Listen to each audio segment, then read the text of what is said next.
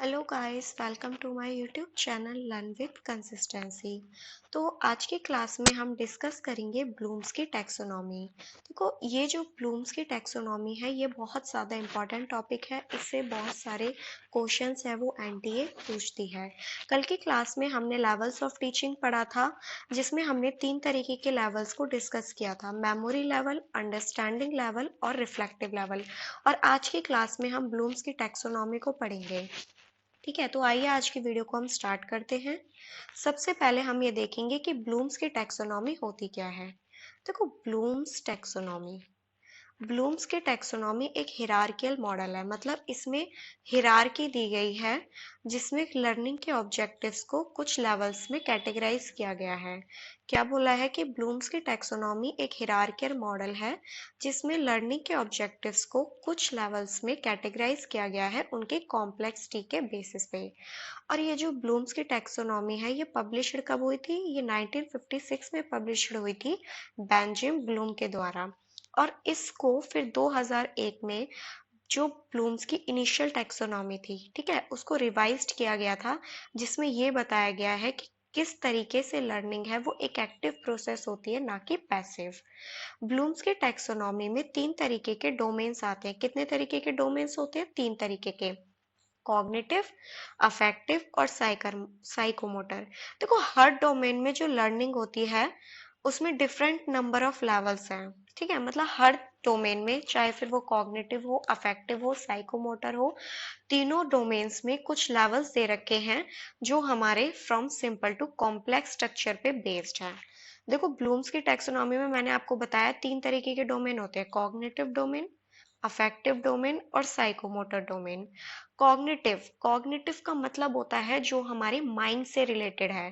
ठीक है, तो ये किस चीज से कंसर्न होता है? ये माइंड से, थिंकिंग से कंसर्न होता है। अफेक्टिव का मतलब होता है एटीट्यूड, इमोशंस, फीलिंग।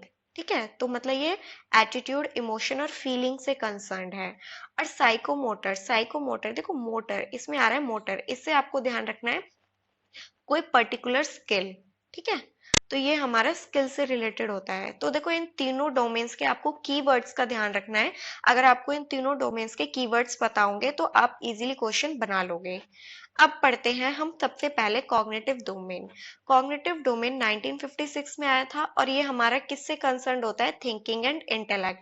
मतलब जो माइंड से रिलेटेड चीजें हैं, सोच रहे हैं हम या हमारे मन में कुछ चल रहा है, तो वो चीजें हमारी कॉग्निटिव डोमेन में आती हैं। ठीक है, देखो, सबसे पहले मैंने आपको बताया था कि ये 1956 में आया था, उसके बाद ये 2001 में रिवाइज्ड हुआ है।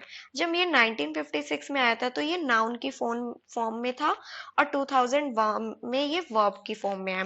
इसके अब हम स्टेप्स की बात करते हैं। ये पहली बात, अपवर्ड होता है। ठीक है, अपवर्ड होता है, नीचे से ऊपर चलेगा। ये हमारी लोअर ऑर्डर थिंकिंग होती है और ये हमारी हायर ऑर्डर थिंकिंग होती है। सबसे पहले आ जाता है knowledge, comprehension, application, analysis, synthesis और इवैल्यूएशन। ठीक है, और 2001 में ये जब वर्ब की फॉर्म में आ गया, देखो मीनिंग एक है इनका। ऐसा नहीं है नॉलेज का मीनिंग अलग है या रिमेंबर का मीनिंग अलग है, बस ये नाउन की फॉर्म में है, ये वर्ब की फॉर्म में है। इसमें remember, understand, apply, analysis, evaluate. देखो, यहाँ पे जो इवेल्युएशन है ये लास्ट स्टेप है, मतलब ये हायर ऑर्डर थिंकिंग है, लेकिन यहाँ पे इवेल्युएट को 5th नंबर पे रखा गया है। और यहाँ पे जो सिंथेसिस है, सिंथेसिस को किससे चेंज कर दिया? क्रिएट से। सिंथेसिस का मतलब भी क्रिएट करना होता है, लेकिन उसको उसने अपर लेवल माना है। 2001 की जो उसने रिवाइज की थी डोमेन, उसमें इसको, सिंथेसिस को, इसने अपर लेवल माना है। ठीक है, तो आइए हम इनको एक एक करके पढ़ते हैं कि इनका मतलब क्या होता है। देखो, सबसे पहले आ जाता है नॉलेज। नॉलेज में हम क्या करते हैं? फैक्ट्स को और बेसिक कंसेप्ट्स को रिकॉल करते हैं, मतलब मेमोराइज करने की कोशिश करते हैं। देखो, सबसे पहले हम क्या करेंगे? किसी चीज को याद करेंगे। उसके बाद आ जाता है अंडरस्टैंडिंग। अंडरस्टैंडिंग में क्या करेंगे? उन आइडिया और कंसेप्ट्स को समझने की कोशिश करेंगे। पहले तो हमने याद कर लिया, उसके बाद अब हम उन्हें समझेंगे, उन्हें एक्सप्लेन करेंगे। फिर आ जाता है एप्लीकेशन। अब जो कंसेप्ट्स हमने एक्सप्लेन करे हैं, सीखे हैं, समझे हैं, उन्हें अब हम न्यू सिचुएशन में अप्लाई करेंगे। ठीक है, किस में करेंगे? अब हम जैसे बोलते हैं कि हमने इस प्रॉब्लम का ये सॉल्यूशन निकाला है, तो अब हम उस सॉल्यूशन को किसी और सिचुएशन पे अप्लाई करना मतलब होता है एप्लीकेशन। ठीक है, एनालिसिस, देखो एनालिसिस का अगर मैं आपको एक कीवर्ड बताऊं तो इसका मतलब होता है ब्रेकअप।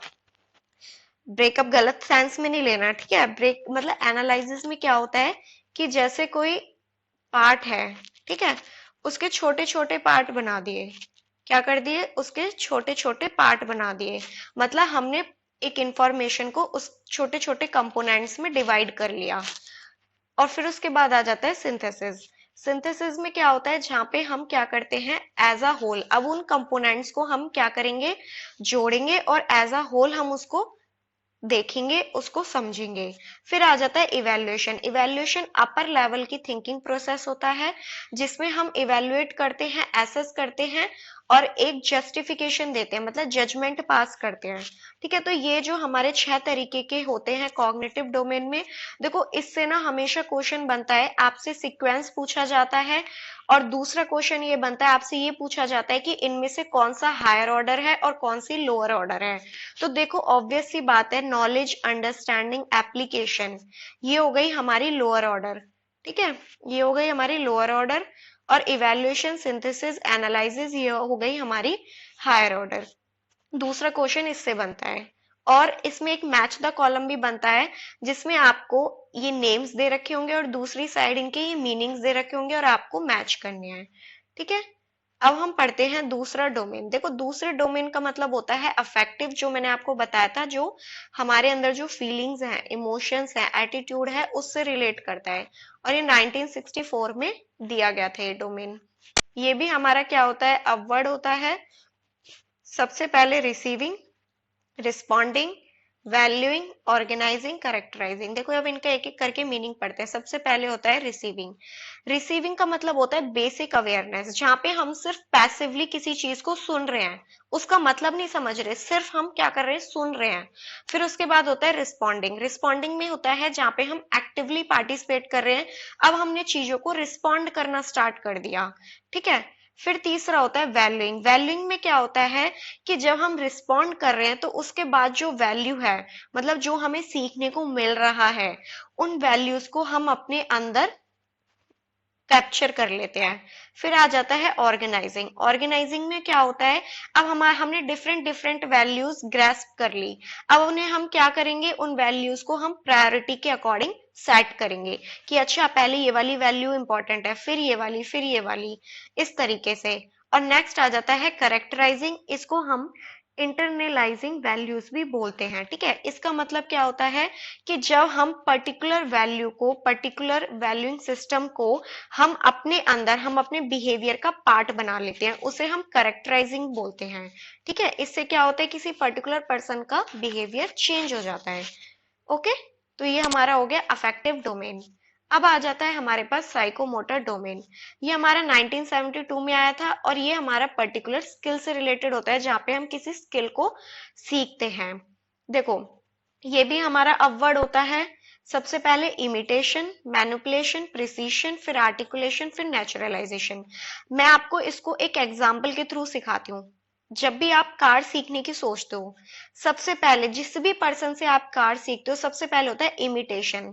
इमिटेशन का मतलब होता है कि आप, ऐसा तो नहीं है पहले दिन ही कार लेके चले जाओ, नहीं, जो पर्सन आपको सिखा रहा है आप उसे ढंग से ऑब्जर्व करते हो कि उसने ब्रेक कैसे दबाया, उसने गाड़ी को कैसे स्टार्ट किया, उसने क्लच कैसे मारा, आप सारी चीजों को ऑब्जर्व करते हो। उसके बाद होता है मैनिपुलेशन। मैनिपुलेशन में क्या करते हो, अब दूसरे दिन आप खुद उन चीजों को ट्राई करते हो, ठीक है, उस पर एक्सपेरिमेंट करते हो। फिर उसके बाद आ जाता है प्रिसीशन। प्रिसीशन में होता है जहां पे हम अब प्रैक्टिस करने लग गए, उस चीज को सीखने लग गए। ठीक है, अब हम डेली प्रैक्टिस करेंगे तो हमें कार चलानी आ जाएगी ना। फिर आ जाता है आर्टिकुलेशन।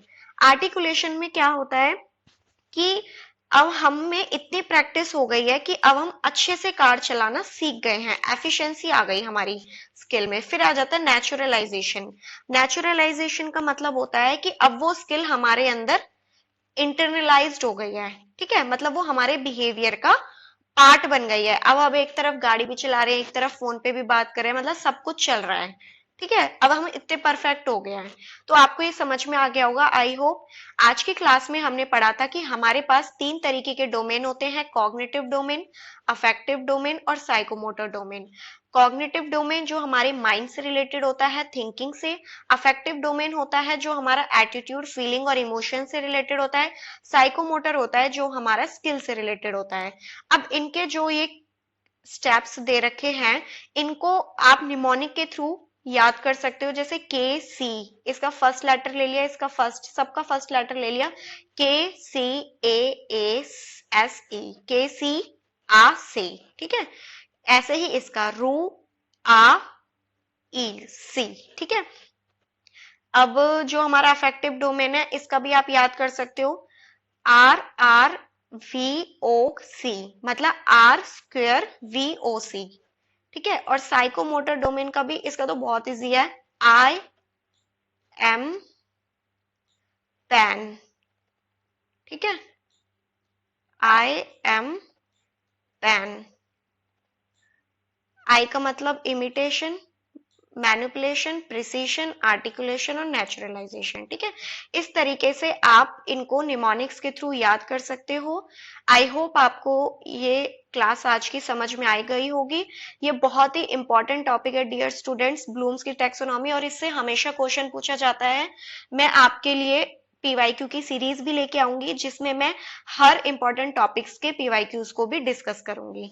ठीक है, तो अगर आपको आज की वीडियो पसंद आई हो तो प्लीज इसे लाइक, शेयर एंड सब्सक्राइब करना ना भूलें, और सब्सक्राइब के साइड में जो बेल आइकन होता है उसे भी जरूर प्रेस करिएगा, ताकि आपको मेरी हर वीडियो की नोटिफिकेशन सबसे पहले मिले। Thank you guys.